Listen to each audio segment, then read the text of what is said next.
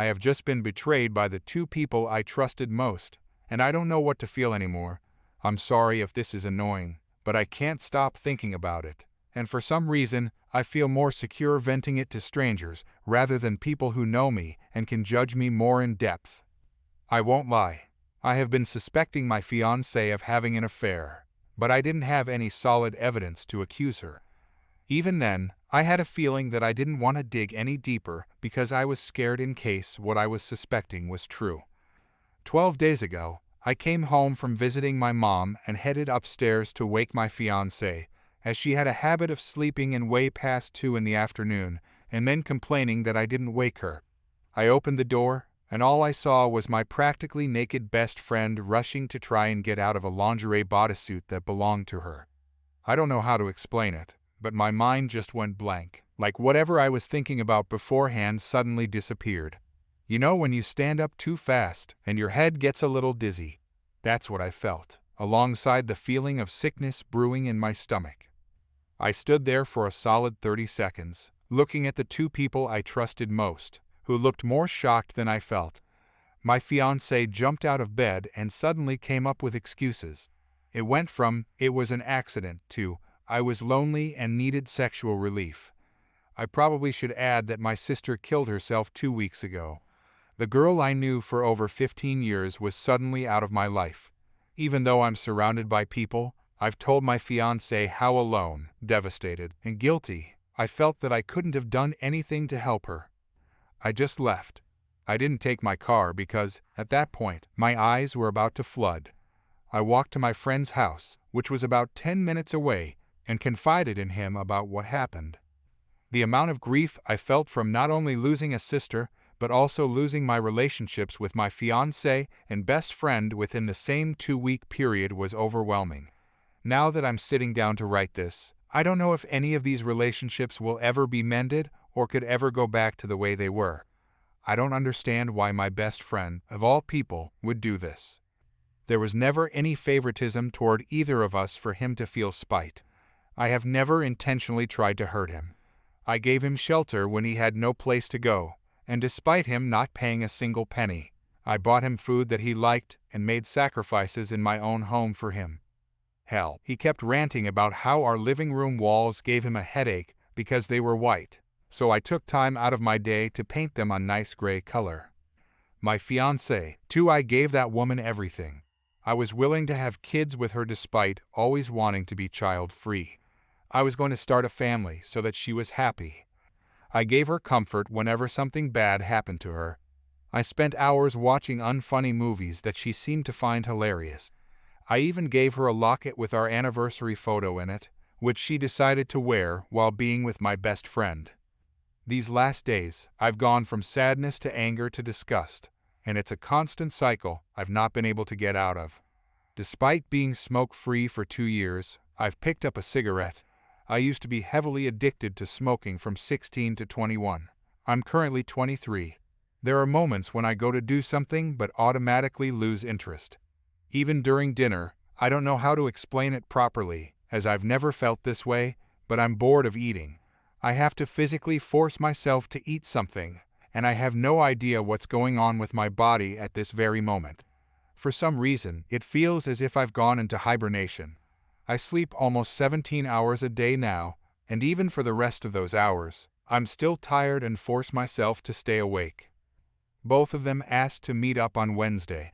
My best friend's exact message was, "Hey, I know you probably don't want to hear from me right now, but can you meet me and fiancé? We want to talk, and we want you to properly hear us out. The situation you found us in was not the most ideal situation to put you in a good headspace to talk about it right there and then. Please let us explain. I love you, and you're my best friend, and I don't want to lose you. Please." I think it's too late. It was too late from whenever this affair started, or even when he started getting sexual desires for my fiancée. I miss my best friend, but according to what I saw, the best friend I miss, and whoever my best friend is now are not the same person. I haven't talked to anyone yet except the one friend I'm currently staying with. I'm scared I'll be seen as a failure of a future husband, but now I don't even think I want to be a husband anymore. but I guess I'd rather share with strangers than people who know me personally. I apologize again. Hi, me again. I'm back and editing the post. At first, I was just going to dump this vent to get it out of my mind. But I want to say thank you for everyone's advice. I guess this counts as a small update? I'm unsure. So far, nothing big has really happened. The friend I'm staying with has offered to come with me to talk to my parents about this, including my older brother. He has honestly been my rock through this whole situation, and I couldn't ask for a better support system from one person. Though I don't plan on putting that on his shoulders, since it would be stressful to be the designated support system friend. I'm currently looking into therapy for both my grief and the affair.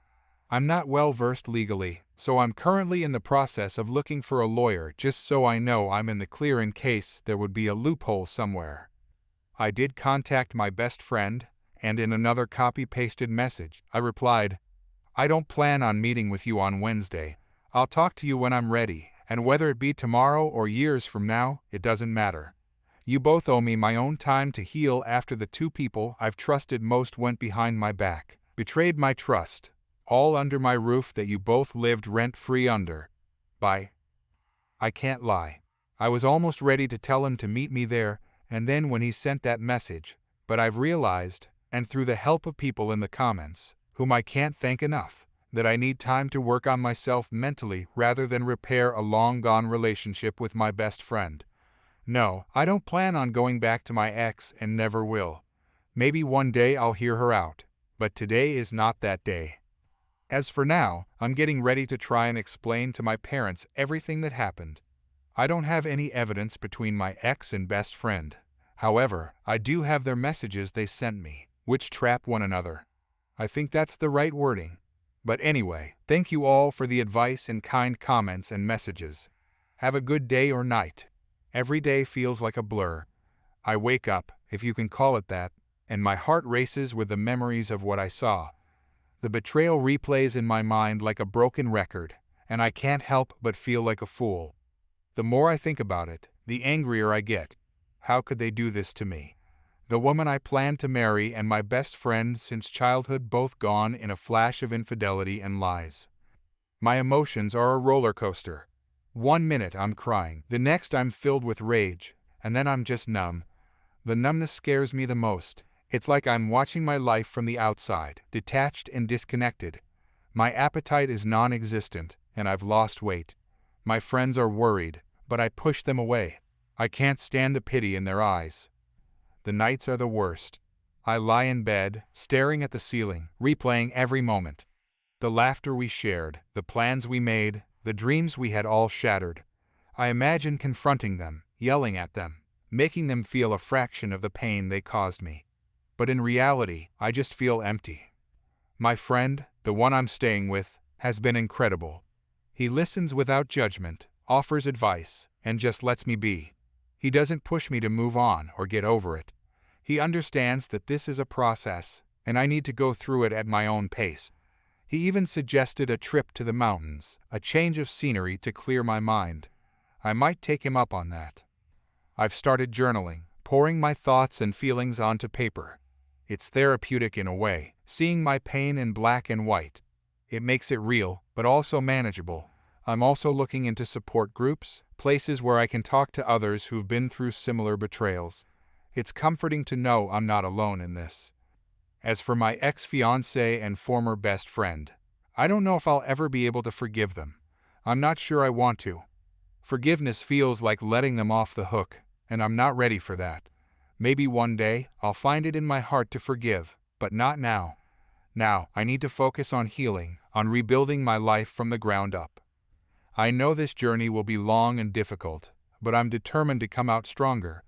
Betrayal cuts deep, but it also reveals our strength, our resilience, and I will rise from this, not as the person I was, but as someone wiser, more cautious, and with a heart guarded a little more closely. Thank you, everyone, for your words of encouragement and support. They mean more than you know. This isn't the end of my story, it's just a painful chapter. And one day, I'll look back and see how far I've come. Until then, I'll keep moving forward, one day at a time.